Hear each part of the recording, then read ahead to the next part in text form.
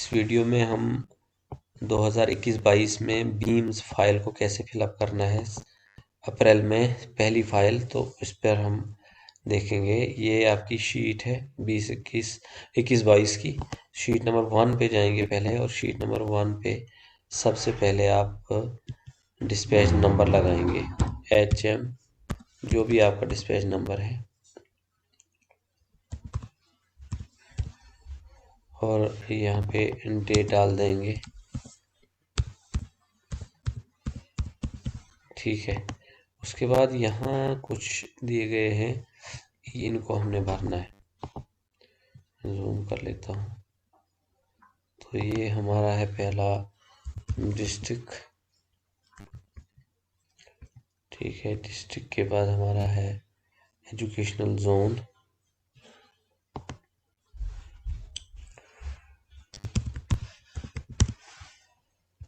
ठीक है, उसके बाद हमारा आ गया, थोड़ा सा मैं इसको पास कर देता हूँ, वीडियो लंबी हो जाएगी।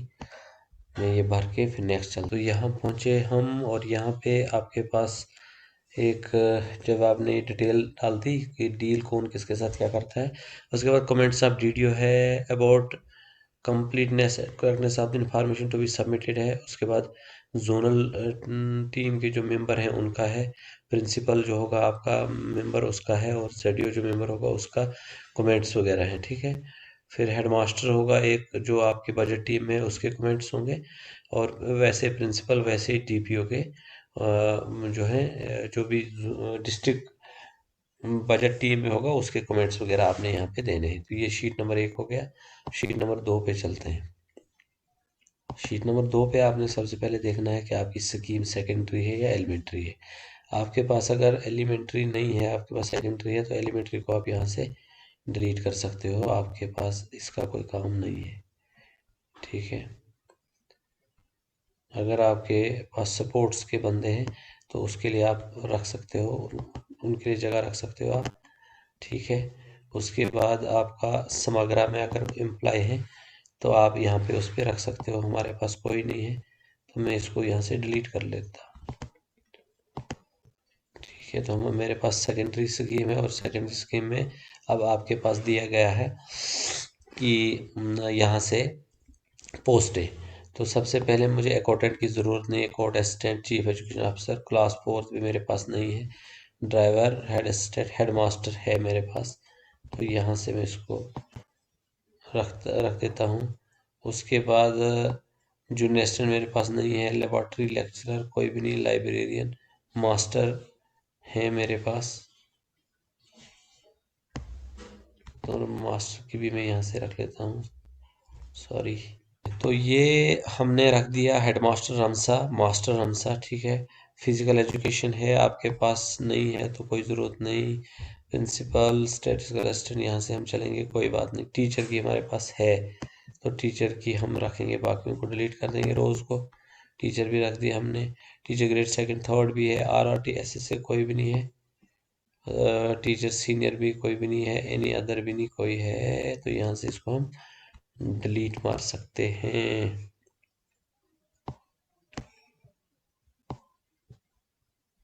एनी अदर भी कोई भी नहीं है, तो हम इसको यहाँ से डिलीट कर देंगे।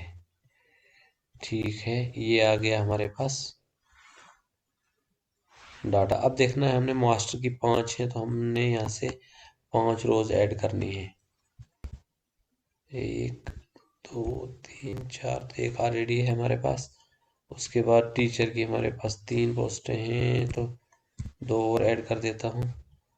ये मास्टर रमसा को यहाँ से मैं ड्रैग कर देता हूँ, और टीचर की हमारे पास 3 है। टीचर ग्रेड 2 हमारे पास 2 है, तो इसको मैं यहाँ से टीचर ग्रेड 2 लिख लेता हूँ, और सेकेंडरी स्कीम को अब मैं यहाँ से ड्रैग कर लेता हूँ, क्योंकि हमारे पास है।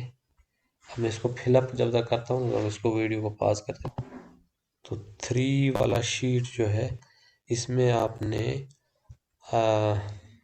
फॉर्म जो फिल करना है, डिस्ट्रिक्ट, यूज़र ID, फिर status of post field, vacant, NA, 3 ही चीज़ें आपने लिखनी है।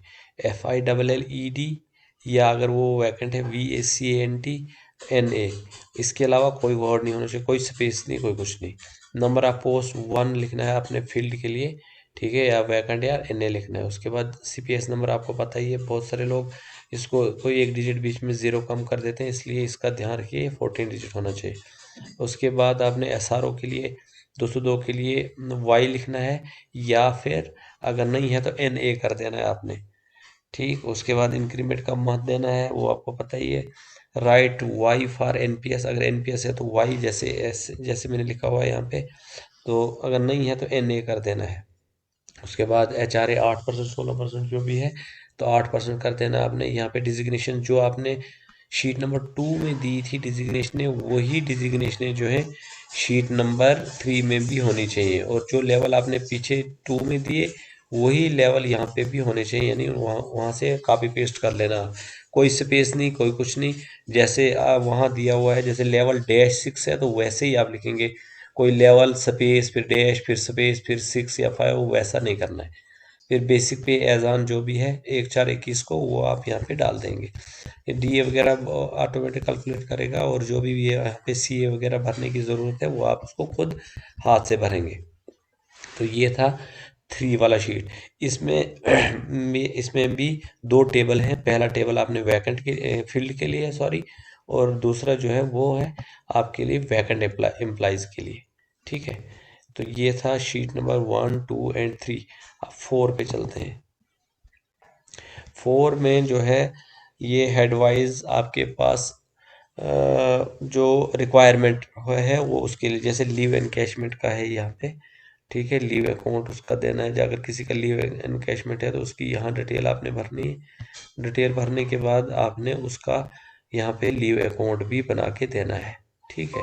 उसके बाद 5 पे अगर हम चलते हैं तो 5 पे क्या है, सबसे पहले आपको लिखा होगा do not disturb the format taken from the JK beams and JK पेसिस से हमने लिया हुआ है, इसलिए इसको आपने डिस्टर्ब नहीं करना है, ठीक है। ये एक डेमो फाइल है, तो इसमें आपने डिस्ट्रिक्ट का अपना नाम लिखना है, स्कीम एलिमेंट्री या सेकेंडरी जो कुछ भी है, उसके बाद डिटेल्ड हेड 001 सैलरी में आपने यहाँ पे अपनी यूज़र ID देनी है, यहाँ पे आपने इंस्टीट्यूशन का नाम देना है, और यहाँ पे allotment funds receive till date from BCA और BCO, जो पहले आपको ये ज़्यादा हायर सेकेंडरीज के लिए है। हायर सेकेंडरी वालों ने ये वाले 2 कॉलम जो हैं भरने हैं। हाई स्कूलों को तो यहाँ से ही मिलती थी डिस्ट्रिक्ट से ही, लेकिन हायर सेकेंडरी वालों को पहले उनको मिलती थी डायरेक्टरेट से, इसलिए उनको 2 जगहों पे यहाँ भरना है। फिर उसके बाद उनका चेंज हुआ था, उसको डिस्ट्रिक्ट से मिल रहा था, तो ये वाले 2 कॉलम जो है उनके लिए स्पेशली हैं। और ये आपने विड्रॉन कितनी की, रिलीज कितनी की, तो ये जो है आपने वहाँ से भरना है। ये आप JK पे सिस्टम से भी निकाल सकते हो। तो ये था 5, और 6A के बाद हम 6A में ये पुराना ही है, जो आप एक्सपेंडिचर और रिक्वायरमेंट देते थे वैसा ही है ये, लेकिन ये खाली आपको एक्सपेंडिचर का ही देना है। जो 2019-20 में जो सैलरी आपका एक्सपेंडिचर हुआ था, ये वो आपने एक्सपेंडिचर यहाँ पे देना है। और 6 में आपने स्कीम और रिक्वायरमेंट और एक्सपेंडिचर जैसे आप पहले देते थे, तो वो वही है, ये रिक्वायरमेंट और एक्सपेंडिचर का है। ये रिक्वायरमेंट अब थोड़ा चेंज हुआ है फॉर्मेट। यहाँ पे एलिमेंट्री, अगर जैसे आपने एलिमेंट्री सेकेंडरी स्कीम है आपकी, यहाँ पे DDO यूज़र ID और उसका 14 डिजिट का नंबर आ जाएगा एम्प्लॉय का, CPS नंबर। उसके बाद उसकी रिक्वायरमेंट क्या है मंथ वाइज, ठीक है। हॉस्टल फैसिलिटी CEA के लिए भी कॉलम दिया गया है, PCA वगैरह के लिए, और एक्सपेंडिचर आगे के लिए दिया गया है, ठीक है। पहले हम कॉलम सॉरी टेबल वाइज भरते थे, और अब आपने एक ही टेबल में रिक्वायरमेंट और एक्सपेंडिचर दोनों का देना है। अब आपने खाली यहाँ से एलिमेंट्री स्कीम को डिलीट कर दो या सेकेंडरी को डिलीट करो, जो भी आपके पास स्कीम होगी उसी स्कीम का आपने यहाँ पे रिक्वायरमेंट और एक्सपेंडिचर जो है वो भरना है। तो 7 शीट जो है इसमें आपने लोकल फंड्स की डिटेल देनी है, और इंक्लूडिंग समग्रा, जो आपके पास है उनकी डिटेल देनी है आपकी। सेम इसमें भी यही चीज़ें भरनी है, लेकिन कॉपी पेस्ट कर लेना आप पीछे से, कहीं गलती ना कर लेना यहाँ पे कि यहाँ पे कोई यूज़र आईडी कोई यहाँ पे जैसे लिख लेता है DODEDU0025, फिर उसको कॉपी कर देता है, वो 25 6 7 8 9 10 आगे नीचे के लिए आ जाता है, इसलिए उसको कॉपी और पेस्ट करना है अगर आपने कॉपी पेस्ट करना है तो। यहाँ पे school improvement fund, red cross, mutual benefit वगैरह जो भी फंड्स हैं आपके स्कूल में उनके अकाउंट नंबर भी देने हैं और बैंक ब्रांच का IFSC कोड भी देना है, और यहाँ पे आपने रिसेप्ट और एक्सपेंडिचर के बारे में भी इसमें बताना है। फिर 8 शीट में क्या है, 8 शीट में आपने ये जो पिछले साल बहुत सारे लोगों ने खाली रखा हुआ था, यहाँ पे आपने बच्चों की डिटेल देनी है। जितने भी बच्चे आपके स्कूल में पढ़ते हैं, इंस्टीट्यूशन में पढ़ते हैं, तो उनकी डिटेल आपने पूरी की पूरी यहाँ पे फिलअप करनी है। Class name, date of birth, Aadhaar number वगैरह, जो भी सोशल कैटेगरी है, एग्जामिनेशन, विंटर समर जोन, जो भी इसमें कॉलम्स हैं ये आपने फिलअप करने हैं। इसी तरह से 9वां जो शीट है, 9वें शीट पे आपने अपने जो एम्प्लॉयज़ हैं जितने भी हैं, 1 2 3 4 5 100 200 जितने भी हैं, आपने हर एम्प्लॉय की यहाँ पे इंफॉर्मेशन डालनी है। जैसे यहाँ तक ये फ्रीज्ड है, फ्री 9 कॉलम तक फ्रीज्ड है ये, तो यहाँ पे डिस्ट्रिक्ट सेम आ जाएगा सबका, जोन सबका सेम आ जाएगा, यूज़र आईडी सेम आ जाएगी, और यहाँ पे आपका एम्प्लाई नेम, जैसे पहला एम्प्लाई ये है तो उसकी डिटेल इस वाले कॉलम में, दूसरे वाले की यहाँ पे, तीसरे वाले की यहाँ पे, चौथे वाले की यहाँ, पांचवा यहाँ, छठा यहाँ, और सो ऑन। और यहाँ पे फादर्स नेम, मदर्स नेम, ये सारी डिटेल आपने जितने भी कॉलम हैं यहाँ पे ये आपने फिलअप करना है। ठीक है, उसके बाद आपका 10वां जो है वो आपको रिकन्सिलेशन स्टेटमेंट या भरते रहते हैं। उसके बाद आपका है रमसा और समग्रा की इंफॉर्मेशन 11वें में, और ये तो आपका पे मैट्रिक्स है। तो ये था आपका बीम्स का एक्सेल का फॉर्मेट, उसको कैसे आपने 21-22 के लिए फिलअप करना है। Thank you.